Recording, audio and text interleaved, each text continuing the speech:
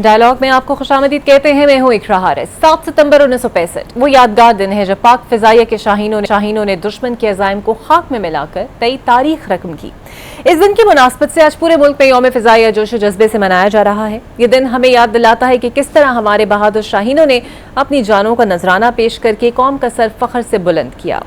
Pakistan air force की तारीख सिर्फ माजी की कुर्बानियों तक महदूद नहीं बल्कि आज भी इसके शाहीन दुश्मन के नापाक अज़ाइम के सामने फौलाद की दीवार बने खड़े हैं। मार्का हक बुनियाद मरसूस में पाक फिजाइया ने जिस जुर्रतमंदी, हिकमत अमली और महारत का मुजाहरा किया, उससे न सिर्फ दुश्मन को चारो शाने चित किया बल्कि दुनिया को हैरान कर दिया। और इससे यह भी साबित हुआ कि हमारी फिजाइया अपनी ताबनाक रवायत को बरकरार रखते हुए हर महाज पर नाकाबिल तस्खीर है।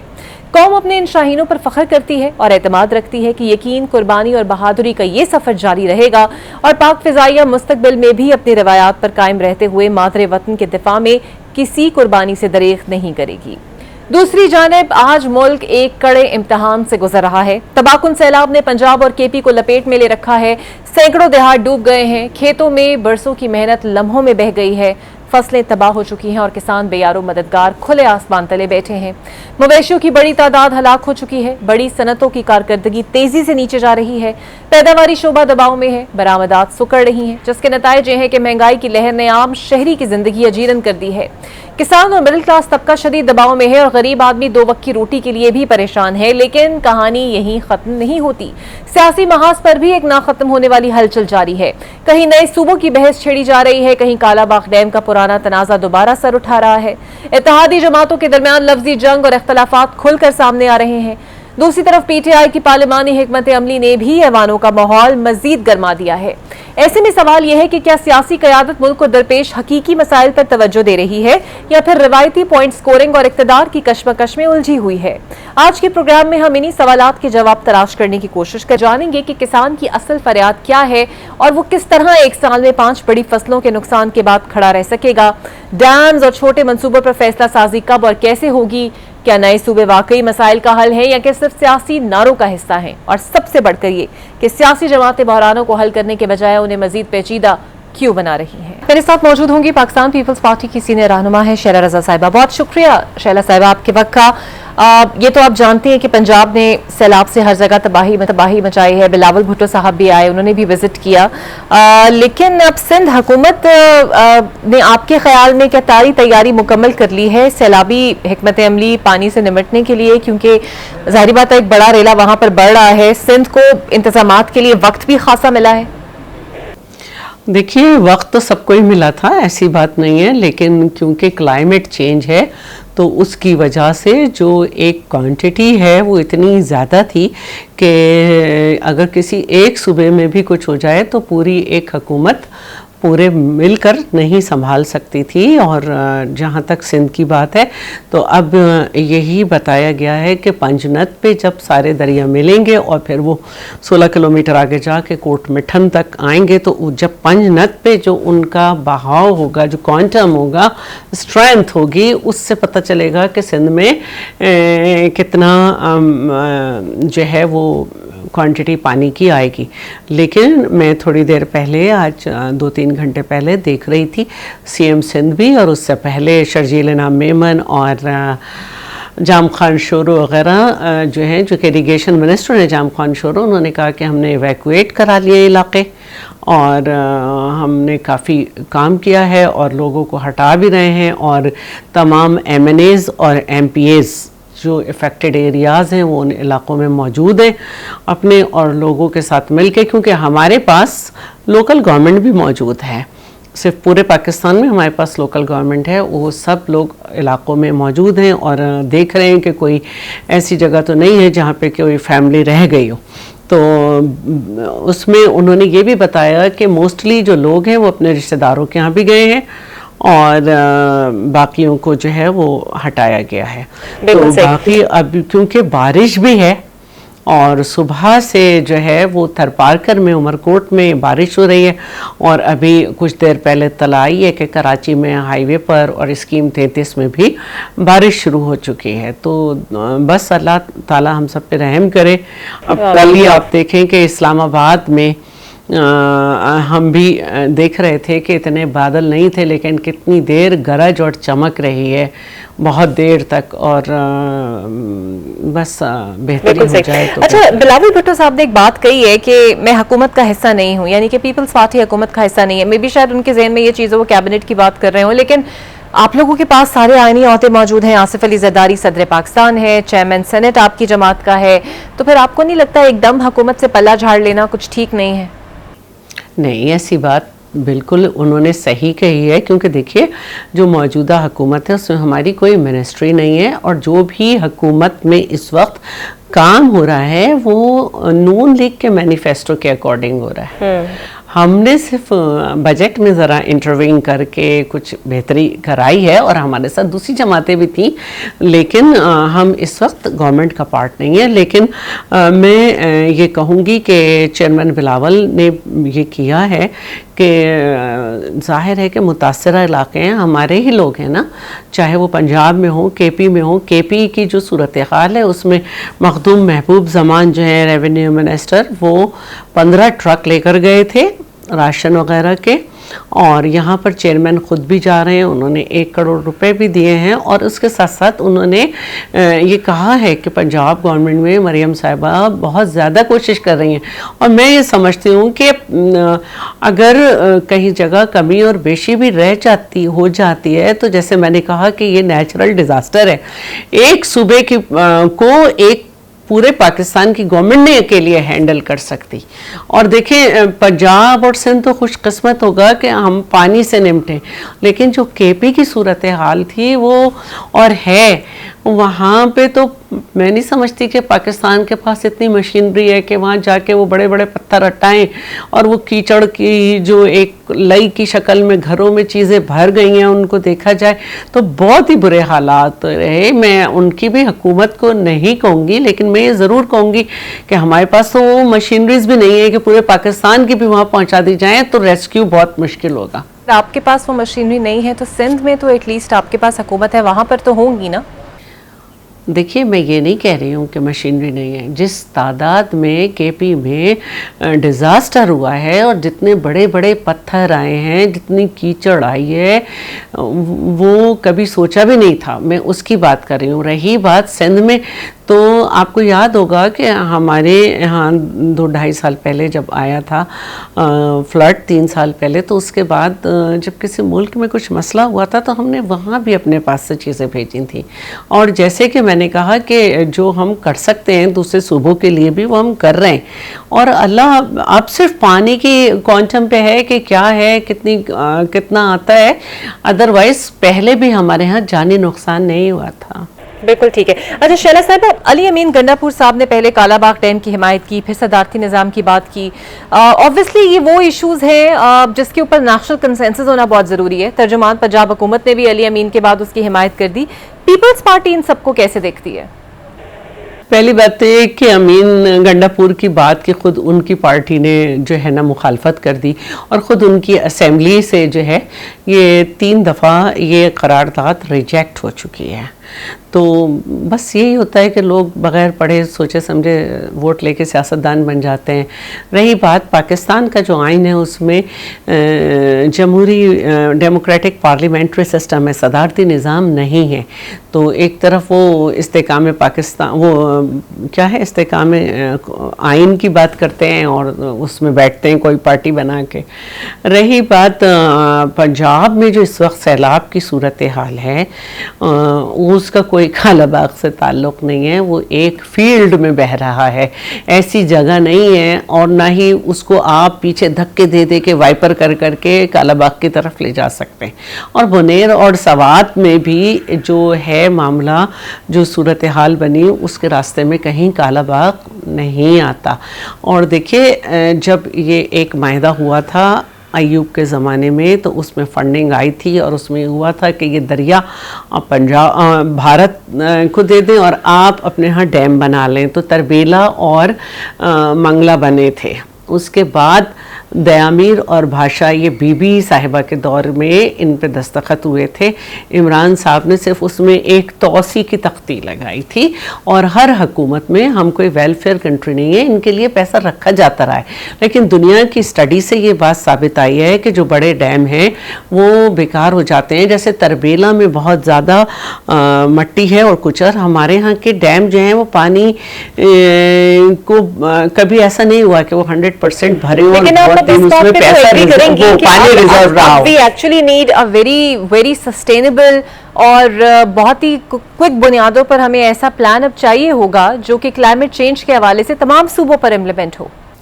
बिल्कुल, देखिए अब जो है ये क्लाइमेट चेंज जो है ये प्रोवेंशियल सब्जेक्ट है। Climate change and environmental coordination, मैं खुद भी इस कमेटी की मेंबर हूँ, स्टैंडिंग कमेटी की।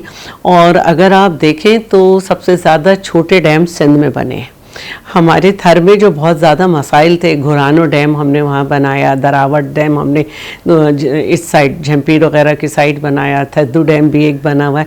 तो मैं समझती हूँ कि इनको निकाला जाए, बाकायदा पूरा आपको गजनई डैम और ये सब चीज़ें नज़र आएंगी कि सिंध ने सबसे ज़्यादा छोटे डैम बनाए। चाइना भी छोटे डैम्स की तरफ जा रहा है और पानी इतना है कि इंडिया जो कि उसने हद से ज़्यादा डैम बनाए, जब 70 के बाद उसने ये 60 में 64-65 में मायदा हुआ था जिसमें दरिया दिए गए थे, लेकिन 71 की जंग के बाद उसने डैम्स बनाए और इंदिरा लेक भी बनाई। लेकिन आप ये देखें कि पानी इतना ज़्यादा है कि उसके सारे डैमों को भरता हुआ, उसके गेट तोड़ता हुआ पाकिस्तान में इतना ज़्यादा सस्टेनेबल पॉलिसी चाहिए होगी। शैला साहिबा, 27वीं तरमीम अगर आती है और आजकल आप सुन भी रही होंगी नए सूबों की बात हो रही है, बाज़गश्त आ रही है इस हवाले से, NFC अवार्ड से मुतालिक कानून साजी और दीगर इशूज़ पर पीपल्स पार्टी की हुकूमत का साथ देगी? अच्छा देखिए, NFC जो है उसको रिविजिट करना की बात चेयरमैन बिलावल ने ही शुरू की है और अब जो 27वीं तरमीम है जब तक उसमें सूबाई हुकूमतें जो हैं, जिसमें बहुत सारी बातें सुनने में आ रही हैं कि मिनरल्स के मैटर हैं और उसमें हैं, तो सूबों के कंसेंसस के बग़ैर तो कुछ भी नहीं होगा। अगर कोई ये समझता है कि भाई मुख्तलिफ बातें हो रही हैं कि ज़रदारी साहब को भी ये क्या हटाने की बात और ये और वो, तो भाई ज़रदारी साहब को आप हटा भी देंगे, सिंध में कोई सी भी पार्टी की हुकूमत होगी वो तो कॉम्प्रोमाइज़ नहीं करेगी। बिल्कुल ठीक है। हाँ, जब तक के जाम सादिक ना हो कि जिसने जो है 91 अकॉर्ड किया था लेकिन उससे हुकूमतें नाराज़ थी, इस टाइप का अगर कोई बंदा हो गया तो ठीक है। और तो इसी तरह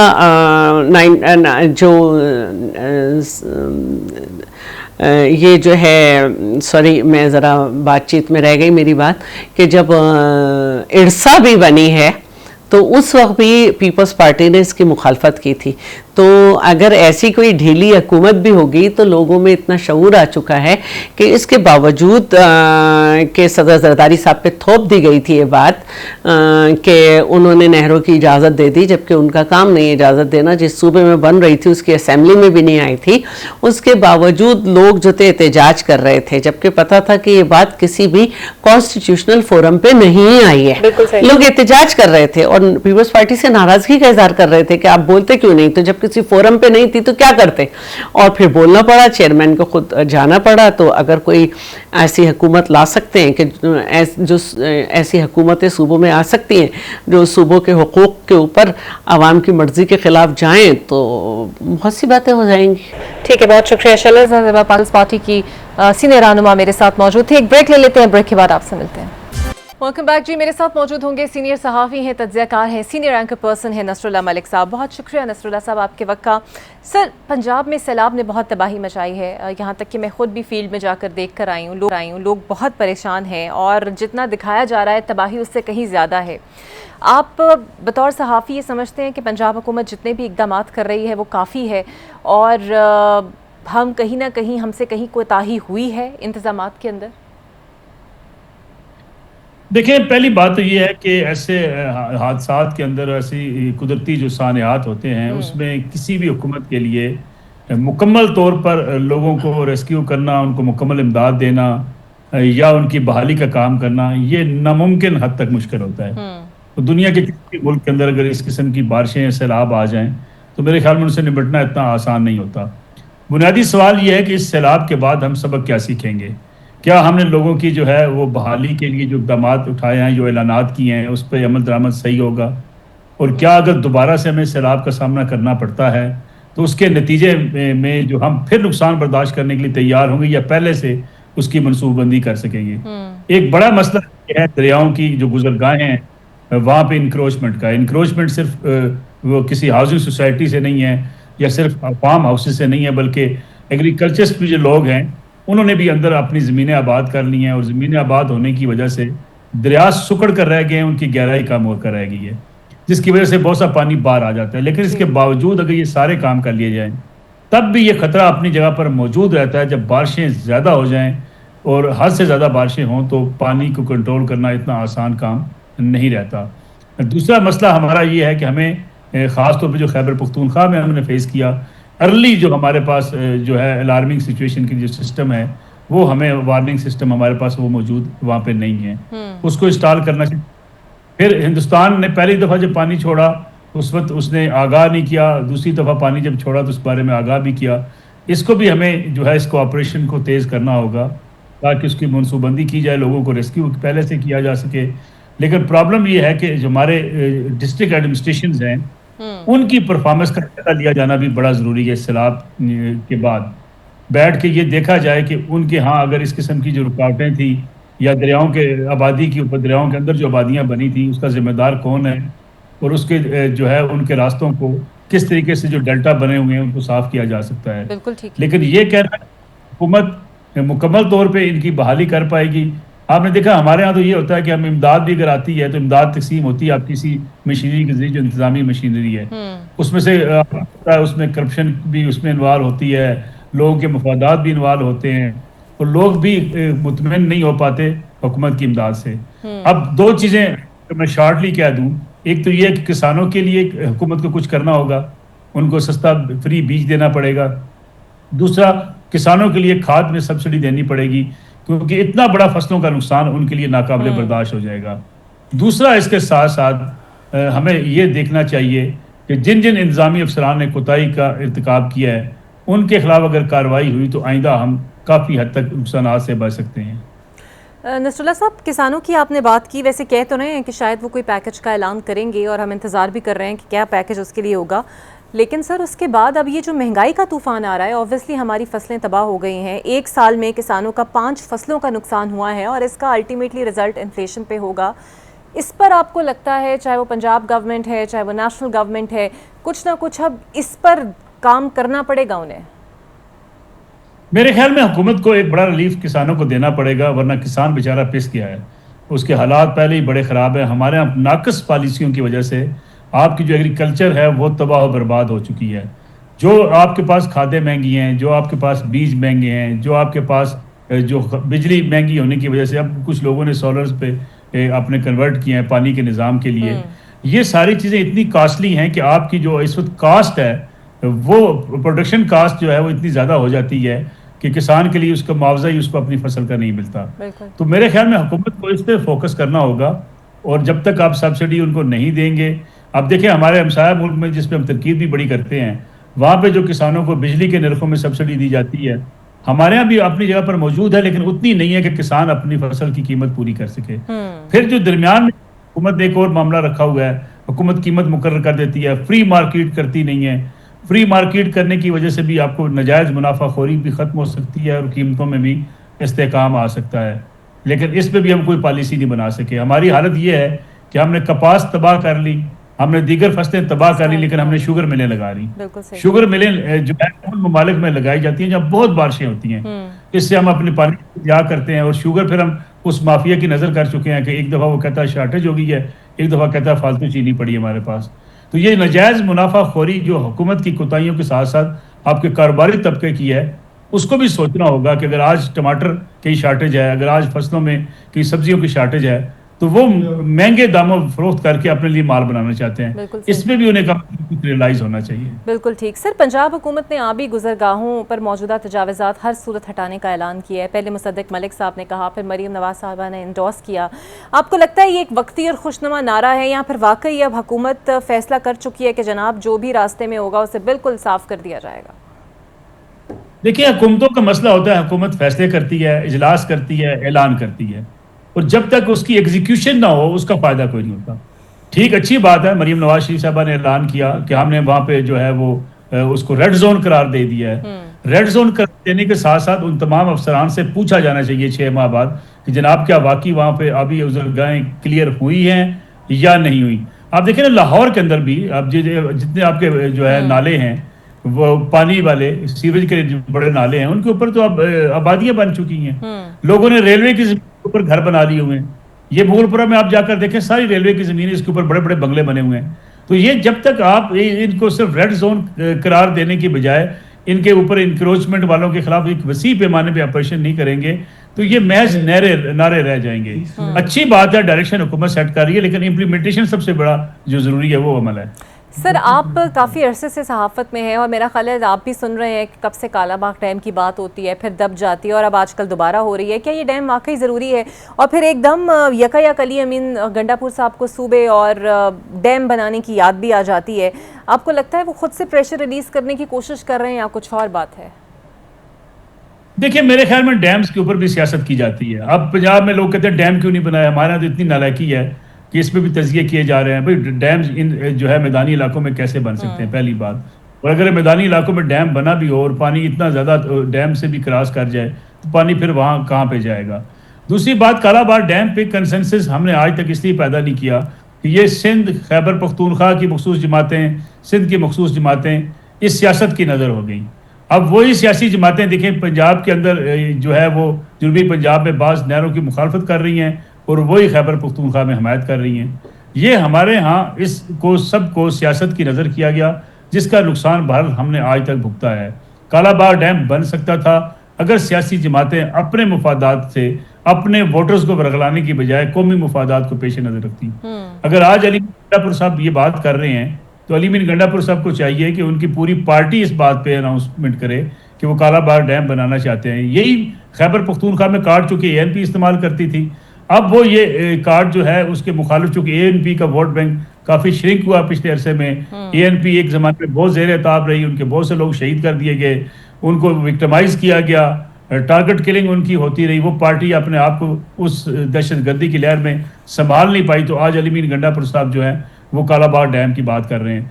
आज भी अगर वहां पे लोग इनकी मुखालफत करना शुरू कर देंगे, ये कोई और जो है बयानियां लेकर आ जाएंगे।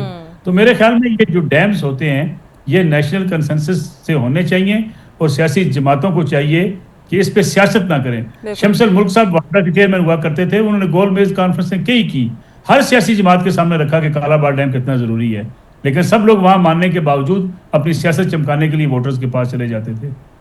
बिल्कुल सही। सर, PTI की आपने बात की, उलझा को है गंडापुर साहब, अब ये कायमा कमेटियों से इन्होंने इस्तीफा दे दिया है, क्या फ़ायदा होगा इसको PTI को? या फिर ये चाहती है कि हुकूमत इन्हीं मामलात में उलझी रहे और हम हुकूमत को किसी ना किसी तरह तंग करते रहें और मुद्दत इस तरह हुकूमत की पूरी होने के करीब वो पहुंच जाए? मेरे ख्याल में पीपल्स PMLN तंग नहीं हो रही, बल्कि PTI खुद तंग हो रही है। PTI को कुछ समझ नहीं आ रहा कि उसने सियासी फैसले कैसे करने हैं। एक तरफ हलीमा खान साहबा के ऊपर तनकीद की जा रही है, तो दूसरी तरफ जो है वो बुशरा बीबी पे तनकीद की जा रही है। उनकी तर्जमान जो है वो हलीमा खान को इस वक्त तकरीबन एस्टैब्लिशमेंट का एजेंट करार दे चुकी हैं। सोशल मीडिया पे एक दूसरे के ऊपर इल्ज़ाम तराशी की जा रही है। आज मैं देख रहा था सनम जवेद साहबा को जो है वो KP में कुछ जिम्मेदारान जिस तरीके से जो जुबान इस्तेमाल कर रहे हैं और आगे से जिस तरह से जवाब दिए जा रहे हैं, उससे लगता है ये इमरान खान साहब की पार्टी जो है वो इमरान खान साहब के जेल में होने के बावजूद और उनकी तरफ तक सारी इत्तलात होने के बावजूद वो देख रहे हैं कि अब सारे पार्टी आपस में गुत्थम गुत्था हो चुके हैं। ये जो खान साहब के बारे में पहले भी कहा जाता था कि खान साहब ये लड़ाइयाँ कहते हैं चलती रहें ताकि उनकी जो है वो पार्टी लीडरशिप के ऊपर अथॉरिटी उनकी कायम रहे। अब भी किसी को ये नहीं पता कि ना हलीमा खान साहबा की हिदायत माननी है, बैरिस्टर गौर साहब की हिदायत माननी है, अली मीर गंडापुर साहब जो बयानियाँ दे रहे हैं उसकी तरफ जाना है। अभी अली मीर गंडापुर साहब खैबर पख्तूनख्वा में ऑपरेशन के हमायती हैं, इमरान खान साहब ट्वीट के जरिए उनको मना कर रहे हैं। पूरी पार्टी वहाँ पे जो है वो ऑपरेशन के हवाले से डिवाइड है। तो भी ये इस वक्त तहरीक इंसाफ अपने अंदरूनी इख्तलाफात की वजह से हुकूमत के लिए किसी मुश्किल का सबब नहीं है। हुकूमत का मुश्किल का सबब हुकूमत के लिए अपनी गवर्नेंस है, महंगाई है, बेरोजगारी है, हुकूमत के लिए माशी चैलेंजेस हैं, दहशत गर्दी की बढ़ती हुई लहर है, खैबर पख्तूनख्वा और बलूचिस्तान के अंदर लॉ एंड ऑर्डर की सूरत एक चैलेंज है। ये हुकूमत के लिए चैलेंज हो सकते हैं, तहरीक इंसाफ इस वक्त हुकूमत के लिए कोई बड़ा चैलेंज नहीं है। सर, तो ये इतने चैलेंजेस में बिलावल भुट्टो साहब कह देते हैं कि वो हुकूमत का हिस्सा नहीं है, हालांकि आईनी ओहदे उनके पास हैं, सदर आसिफ अली जरदारी मौजूद हैं, सेनेट का ओहदा उनके पास है। तो फिर आपको नहीं लगता कि सारा खमियाजा अगर नून लीग को ही भुगतना है तो पीपल्स पार्टी तो हाथ झाड़ कर पीछे हो जाएगी? पीछे हो नहीं सकेगी। मेरे ख्याल में पीपल्स पार्टी किसी गलतफहमी का शिकार है। वो समझती है कि सदर पाकिस्तान बनकर, चेयरमैन सेनेट बनकर, बलूचिस्तान की हुकूमत लेकर, सिंध की हुकूमत लेकर वो कहेंगे हम अपोजिशन में बैठे हुए हैं। अवाम मेरे ख्याल में इतने बेवकूफ़ नहीं है, ना इतने जाहिल हैं कि उनकी इस बात को मान लें। अब ये जो है, जो नुकसान हुकूमत का होगा वही नुकसान पीपल्स पार्टी का भी होगा। दोनों इत्तेहादी भी हैं, साथी भी हैं और हुकूमत में शरीक-ए-कार भी हैं। इसलिए पीपल्स पार्टी ये बेशक सोच रखे कि जी हम तो अपोजिशन में हैं, मरकज़ में, हम हुकूमत में नहीं हैं। तो और हुकूमत होती क्या है? ये महज वो जो दानिशवर होते हैं ना कई साथ बैठे हुए पार्टी रहनुमाओं के साथ, वो कहते हैं जी देखें जी हम तो बड़े मज़े में हैं, हमारा नाम भी कहीं नहीं है, नाम शहबाज शरीफ साहब का है और हुकूमत भी हम कर रहे हैं। हाँ। ये दर हकीकत वो जो है वो खुशामदी होते हैं जो हकायक से आगाह नहीं करते। जिस तरीके से सियासतदान को ये कहा जाता है कि जनाब आपकी पॉपुलैरिटी इस वक्त, इमरान खान साहब को कहता है 100% है, कोई कहता है 90% है। इसी तरीके से शहबाज शरीफ साहब से कहा जाता है नहीं जी आपकी पॉपुलैरिटी जो है इमरान खान साहब को क्रॉस कर चुकी है। ये खुशामदियों का टोला हर हुकूमत के साथ होता है जो हकायक से आगाह नहीं होने देता। अच्छा सर, एक और टोला भी आजकल बड़ा एक्टिव हुआ पड़ा है सोशल मीडिया के ऊपर। चले सियासतदानों के साथ तशहीरी मुहिम हो तो सुनने में इतना अजीब भी नहीं लगता क्योंकि वो सियासतदान है, हुकूमत कर रहे हैं। लेकिन सर ये जो ब्यूरोक्रेसी और ये जो डीसीज और जिनका काम एडमिनिस्ट्रेशन है, जो आवाम के खिदमतगार ही हैं, आवाम के पब्लिक सर्वेंट्स हैं, वो जब सैलाब मुतासरा इलाकों में जाते हैं और तशहीर करते हैं और फिर टिकटॉक वीडियोज़ बन रही हैं, खाने देते हुए डिटेल्स बता रहे हैं, ये कुछ पसंद नहीं किया जा रहा पब्लिक की तरफ से इसे? नहीं, पब्लिक यही पसंद करती है, अक्षय कुमार स्टाइल पसंद करती है। मैं आपकी इस बात से इत्तेफाक नहीं करता, पब्लिक पसंद नहीं करती। आपको पसंद नहीं होगा, मुझे पसंद नहीं होगा, लेकिन अवाम बढ़ के नारे तुम्हें गिरा दूंगा, तुम्हें छोड़ूंगा नहीं। ये जो कई डीपीओ खुली कचहरी लगा के कहते हैं ना बुलाएं उसको इधर, क्यों ना तुम्हें अंदर कर दूं, ये पब्लिक यही देखती है। उसके नीचे जाके देखिएगा ना जरा लाइक्स, उस डीपीओ के नीचे जब 10 लाख के व्यूज़ होते हैं, इसलिए वो खुश होता है। फिर नए नए एएसपीज आते हैं, नए नए एसीज आते हैं, वो काली एनकें लगा के, टाई लगा के, पेंट कोट, जून के मौसम में भी अपनी गाड़ी से निकलते हुए टिकटॉक बनाते हैं। तो ये हमारे यहाँ जो है टिकटॉक या सोशल मीडिया पे पॉपुलर होना एक फैशन बन चुका है। इसकी एक्सेप्टेबिलिटी है, ये आप और मैं शायद इसको बुरा समझते हैं, लेकिन अगर एक्सेप्टेबिलिटी ना होती तो उस पर बड़ी दफ़ा तनकीद भी हुई, बड़ी दफ़ा कहा भी गया, ये कोड ऑफ कंडक्ट भी बना कि सरकारी अफसरान इस तरीके से वीडियोज़ नहीं बनाएंगे। लेकिन वीडियोज़ बनती, आज भी बनती हैं। वो इसलिए बनती हैं कि अगर किसी जगह पर कोई जाके हुकूमत के जनाब जो है वो गुन गा रहा होता है कोई ब्यूरोक्रेट, तो उसकी जब वीडियो वायरल होती है तो वो फिर अपने अफसरान को और हुकाम बाला को दिखाता है, देखिए जी मैंने हुकूमत के लिए जनाब ये 10 लाख व्यूज़ देकर आ गया हूँ। ये व्यूज़ का ज़माना है। यहाँ गालियाँ भी पॉपुलर होती हैं, यहाँ एक दूसरे के ऊपर जो है बुरा भला कहना भी पॉपुलर होता है। यहाँ बड़े बड़े बुजुर्ग देहातों में आप देखें सोशल मीडिया पे बैठ के टिकटॉक में गालियाँ देते हैं, उनके पोते पोतियाँ उसको वायरल कर रहे होते हैं। वो ये नहीं देख रहे होते कि बाबा जी जो है वो कब्र में उसकी टांगें हैं, खुदा के लिए उसको गालियों के पे न लगाएं, ताकि इस व्यूज़ को आप क्या करेंगे। लेकिन ये ज़माना बहरहाल व्यूज़ का है। मैं फिर मान लें कि इट्स अ न्यू चेंज और it's a part of a daily life. बिल्कुल सही। सर एक आखिरी सवाल, ये जो ख्वाजा आसिफ के रोज़मर्रा की बुनियाद पर ट्वीट्स और फिर असम्बली में दुआदार बयान, फिर हनीफ बासी के साथ जो उनकी बहस हुई है, जो हमने बयानात देखे हैं, ये कोई ज़ाती अनाद है या फिर आपको कुछ और वजह नज़र आती है इसकी? ख्वाजा साहब की जो सियासत है मेरे ख्याल में वो ज़रा अवामी किस्म की सियासत है। अवामी बयानात वो देते रहते हैं। अभी भी उन्होंने शिकवे का इजहार किया ब्यूरोक्रेसी के हवाले से। एक तनकीद उनके ऊपर होती है कि वो हुकूमत के में वजीर हैं, उनको चाहिए बजाय तनकीद करने के उनके खिलाफ कार्रवाई करवाएं जो लोग इस किस्म के जो है वो चीज़ों में मुलवस हैं। लेकिन हमारे यहाँ ये भी चीज़ें पॉपुलर होती हैं कि आप हुकूमत में भी हों और अपोजिशन का किरदार भी अदा करें। भाई हुक्मरानों को तो ये कहना चाहिए कि ये फलां खराबी थी, हमने दुरुस्त कर दी है। हुक्मरान अगर निशानदेही करना शुरू हो जाए कि जनाब ये खराबी है, सड़क ठीक नहीं बन रही, या जनाब करप्शन है, या रिश्वत माफिया है, या चीनी माफिया है, ये इमरान खान साहब कहा करते थे। मुल्क में बड़े बड़े माफियाज हैं, बड़े ताकतवर हैं, तो भाई साहब आप घर चले जाइए। इसी तरीके से अगर मौजूदा हुकूमत ये कह के जान छुड़ा ले कि माफियाज को कंट्रोल नहीं किया जा सकता या माफियाज काबू में नहीं है, तो फिर हुकूमत करने फिर जाएं किसी और काम को करें, किसी और को ये काम करने दें। हुकूमत तो आपने ली अपनी खुशी से ले इसलिए ना कि आप इन मामलों को सेटल करेंगे, सेटल करने की कोशिश करेंगे।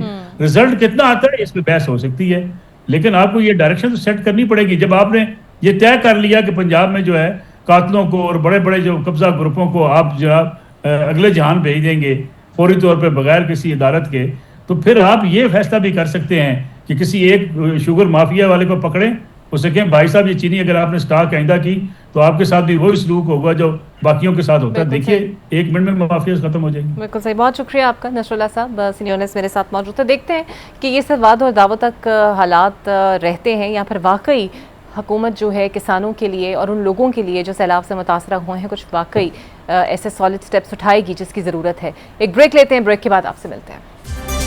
वेलकम बैक जी, मेरे साथ मौजूद होंगे माहिर माशियात हैं डॉक्टर हकान नजीब साहब। बहुत शुक्रिया डॉक्टर साहब आपके वक्त का। सर 2022 का सैलाब और अब 2025 का सैलाब और इस बार तबाही कदरे ज़्यादा हुई है। हम असरात तो अब देखना शुरू हो ही गए हैं, सब्जियों की कीमतों में इजाफा और उसके बाद महंगाई की एक नई लहर हम एक्सपेक्ट भी कर रहे हैं, लेकिन मजीद क्या चैलेंजेस आएंगे अब हमें? बिस्मिल्लाहिर्रहमानिर्रहीम। एक तो इकरा साहिबा बात जो सबसे इम्पोर्टेंट है समझने की वो ये है कि हमें ये फैसला कर लेना है कि हमने जो सैलाब आता है इसको डेवस्टेशन की मद में ही देखना है, कि हमने ये देखना है कि हम इसको हल करें विद प्रिवेंशन, विद मेजर्स जो हमें ले लेने चाहिए थे आज से मतलब 10, 20, 30 साल पहले, बिकॉज 1950 से लेके अभी तक 29 सैलाब तो आ चुके हैं पाकिस्तान में। So why have we not gone to prevention is better than cure. मतलब अभी रिसेंटली अगर मैं देख लूं तो 2022 में एक बड़ा मेजर सैलाब आया जिसका आपने जिक्र किया।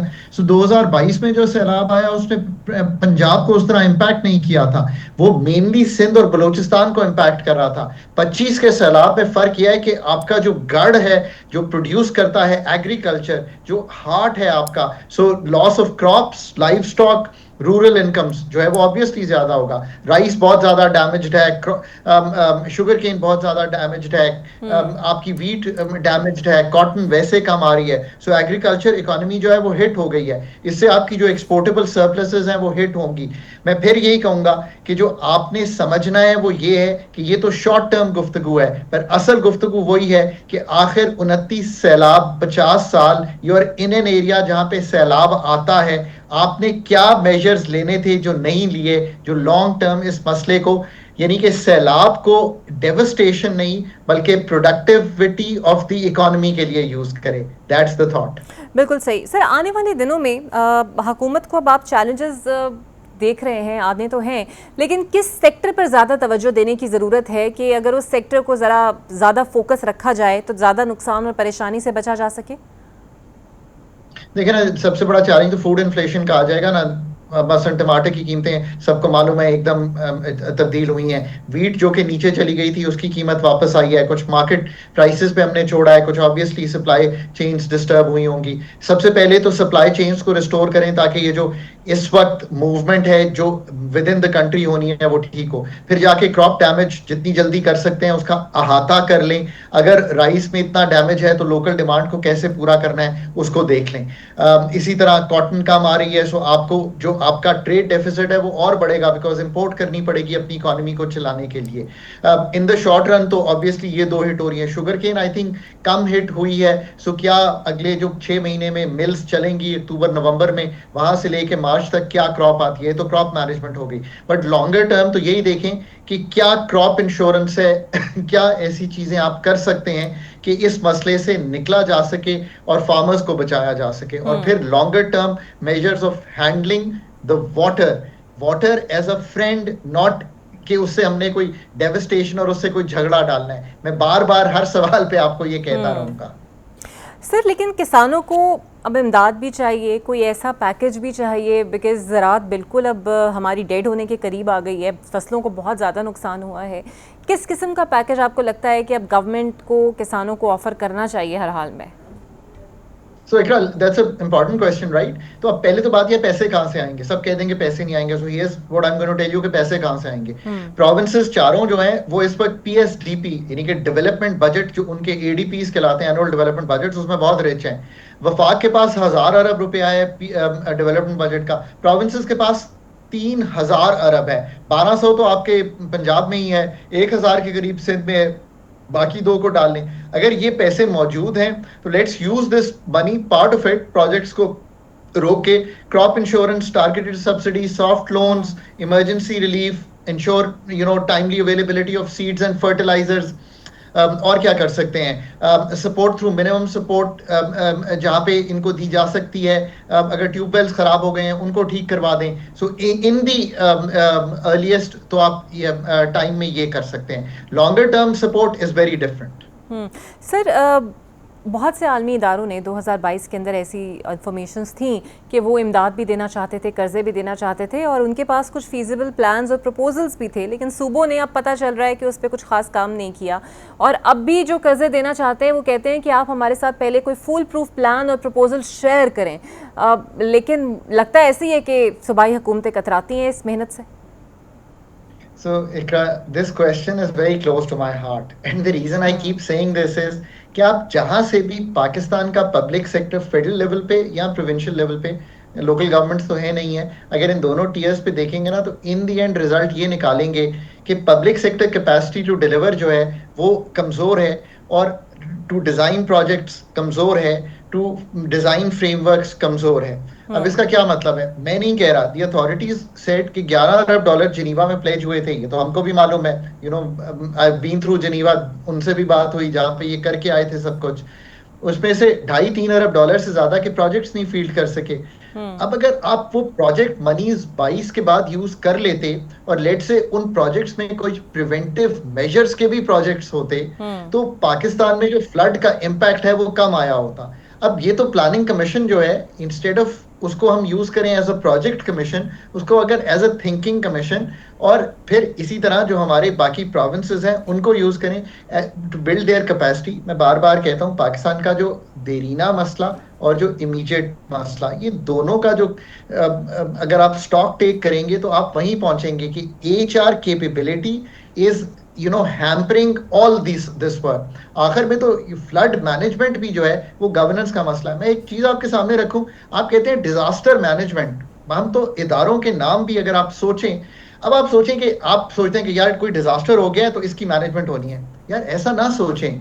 मतलब मैं अपने दोस्तों को इंटरनेशनल ऑर्गेनाइजेशंस में भी समझाता हूं कि इन अदारों के नाम होने चाहिए प्रिवेंशन मैनेजमेंट, इन अदारों के नाम होने चाहिए क्यूरेटिव मैनेजमेंट, इन अदारों के नाम होने चाहिए फ्रेमवर्क मैनेजमेंट, इन अदारों के नाम होने चाहिए वाटर मैनेजमेंट। यार जस्ट ट्राई एंड अंडरस्टैंड कि फ्रेमवर्क ही अगर मेरा ये हो कि जब इकरा को चोट लगेगी तो मैं इलाज करूंगा, पहले मैं उसको चोट लगने से प्रिवेंट करूं। अभी मैंने एक आर्टिकल लिखा है न्यूज अखबार में about my father's life, and it is all a 94-year compendium के उन्होंने अपने आप को प्रोटेक्ट किस तरह किया, अपने हार्ट को, अपने मसल्स को, अपने ब्रेन को, कि उनको कोई डैमेज ही ना हो। All this time he never had a disease. So अगर आप डिजीज फ्री रहना चाहते हैं तो how do you make life? I think ये थॉट प्रोसेस होना चाहिए। I hope that makes sense to you. बिल्कुल सही। और अब डैम्स की भी आपको पता है बहस जोर पकड़ रही है। कुछ एक्सपर्ट्स आके ये कहते हैं कि जनाब डैम्स का कोई खास फायदा नहीं है, बिकॉज सैलाब तो डैम भी नहीं रोक सकते, उल्टा ज़्यादा नुकसान पहुंचाते हैं। हमारे यहाँ वाटर रिजर्वायर्स की भी बात हो रही है, तो अब क्या करें? डैम्स की तरफ जाएं या पानी चैनलाइज करने के लिए कोई छोटे मंसूबों पर काम करें? बहुत अच्छा सवाल है। The answer to all these things is all of the above. पहले ग्लेशियर मेल्टिंग क्यों हो रही है उसका जवाब एक पर्चे में तलाश करें। डिफॉरेस्टेशन क्यों हो रही है उसका जवाब एक पर्चे में तलाश करें। पाकिस्तान के जो वाटर फ्लोज करते हैं उसके ऊपर रिच रिजॉर्ट्स क्यों बनते हैं, जो कि जब टूटते हैं तो उनके जो गार्डर्स हैं वो जाकर मिसाइल की तरह हिट करते हैं। ये तीसरी चीज का जवाब तलाश करें। बिग डैम्स पॉन्डिंग के लिए जो है उनका जवाब तलाश करें। वाटर कोर्सेज कैसे मूव होने हैं, how are you going to move the water, इसका जवाब तलाश करें। जो रिवर बैंक्स हैं उन्होंने कैसे कैपेसिटी बिल्ड करनी है to have the water stored in them, जो कि आपके पास थी जो कम होती गई है, इसका जवाब तलाश करें। छोटी पॉन्डिंग फैसिलिटीज जो कि सारी दुनिया बनाती है उसका जवाब तलाश करें। चैनलाइजेशन, एम्बार्कमेंट्स, ये लोकल जो चीजें हैं इनको हल करें।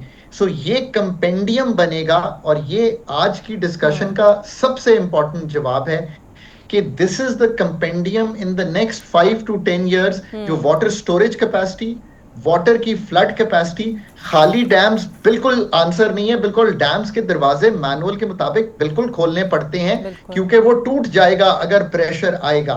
सो देन चैनलाइजेशन ऑफ वाटर, आबादियां 15 किलोमीटर दूर पानी से, ये है ना सब चीजें। अब आप कहेंगे कि मैं वाटर एक्सपर्ट तो नहीं हूं पर मैंने तहकीक तो की है ना। अगर मेरी तहकीक इतनी सादा सी इतनी चीजें आपको बता सकती है तो फिर ये सारे काम अगर पिछले 2022 से लेके आज तक के फ्लड्स तक नहीं हुए, इसका भी जवाब तलाश करें। और ये जवाब तो ऑफ कोर्स अथॉरिटीज फेडरल और प्रोविंशियल लेवल पर जाकर पूछ सकती हैं, ढूंढ सकती हैं। अगर एक साल बाद भी ग्लेशियर मेल्टिंग में दोबारा एक्सपर्ट्स ये हमें इंदिया दे रहे हैं कि होने वाला है, तो आई थिंक ये सारी जो चीज़ें आज हमने आपके सामने रखी हैं, आई रियली होप कि अगर आप मुझे 2026 में वेदर पाकिस्तान में मुझसे सवाल पूछें या कहीं बाहर पूछें, मैं आपको ये दोबारा ना कहूँ कि इनमें से कोई भी ऐसी चीज़ है जिसमें खातिर खा प्रोग्रेस नहीं हो सकी।